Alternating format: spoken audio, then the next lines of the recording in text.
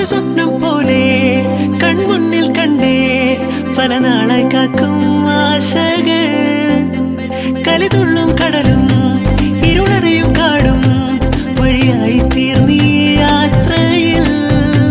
അനുരാഗം തോന്നിപ്പോയ അവരെന്റേതാകും പോലെ അപരാധം എന്നും നീയില്ലല്ലോ ഒരു ലക്ഷം കള്ളം കൊണ്ട് ഈ ലക്ഷ്യം നേടും നേരം അവൾ ലക്ഷ്മി ദേവിയായി വന്നിതാ